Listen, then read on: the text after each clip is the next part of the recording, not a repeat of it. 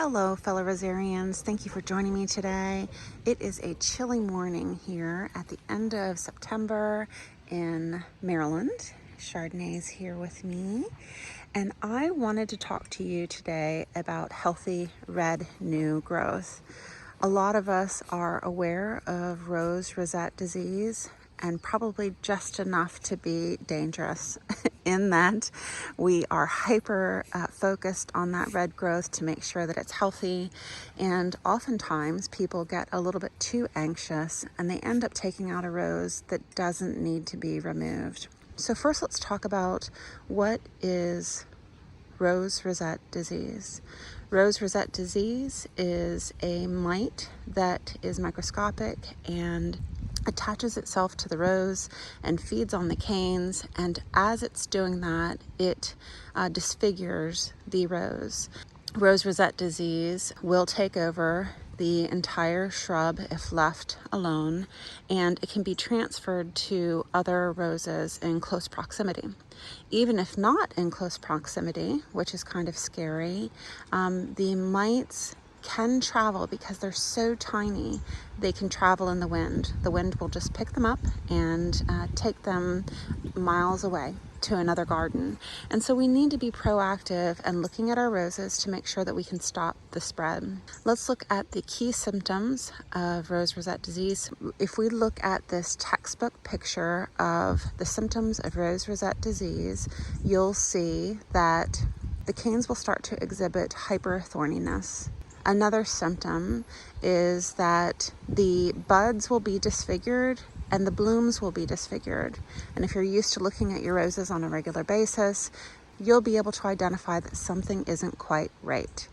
Another feature would be that the cane itself is oftentimes the new cane thicker than the original cane that it's pushing out of.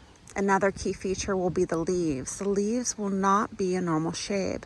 They'll end up being strapped or very thin and elongated. So let's go ahead and take a quick look at my Bliss Parfuma. If we look at these leaves here, we can see that yes, they are bright red. But when you look at these, you might say, well, are those thin and strapped? But no, because if we look at it, they're going to open and look like a normal leaf. See that? If we look at the new leaves versus, well, what did they look like over here? They're very similar in the way that they look. Another thing that I see quite often when we look at the roses that are affected by rosette disease is, do you see how there's only one leaf set coming out of here? Oftentimes, if it is affected with rosette disease, you'll see additional leaves sets pushing out of this middle section here. So because we only see one leaf set here, we say, okay, I think this looks good. And if you look at this side over here, these were bright red, and now you can see that they're turning green. So leaves will turn green as they age. In the event that yours don't turn green, well, that's going to be something that you're going to want to take a closer look at. So let's see, we're going to also look at the cane itself. The cane, is the cane hyperthorny? Well, this one is not. So that makes me say, I think that this might be all right. Now let's look at the blooms, or the buds. Are the buds disfigured? No. I don't have any blooms on here to show you, but I'm not seeing now any disfiguration. Is the cane itself thicker than the cane that it's pushing out of? No, it looks the same size. So when I'm looking at my mental checklist against this rose shrub, I'm feeling more confident that this is healthy growth.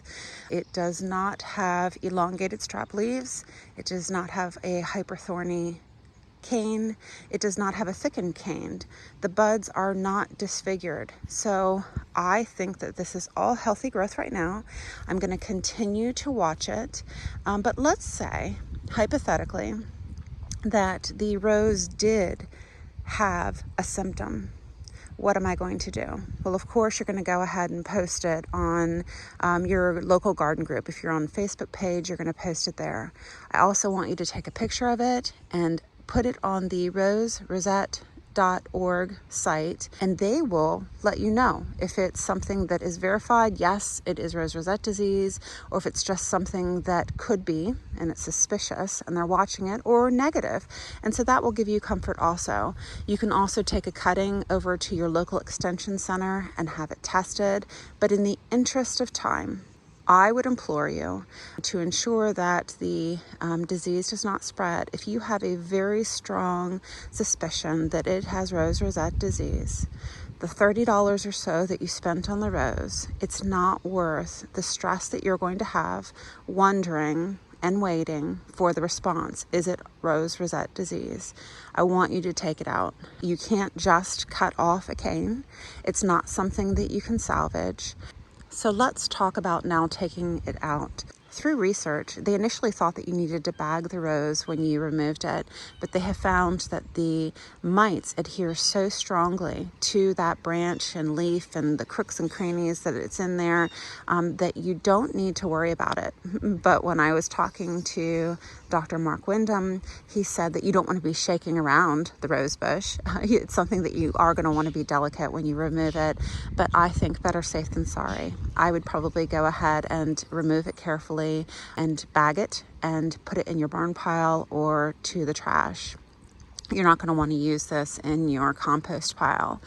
You're not going to need to sanitize your pruners or your shovel because the mites will not adhere to a non-living surface.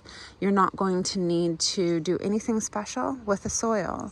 Mites do not live in the soil. They will die after a few days, so you can plant in that soil in that same exact location 7 days later. I'm going to pop up on the screen a QR code with some additional information if you're interested in rosette disease. I hope that this helps you as you are identifying your roses in the future and gives you comfort as you're walking around to see all of the roses in your garden, that they are just fine. I'll see you in the next one.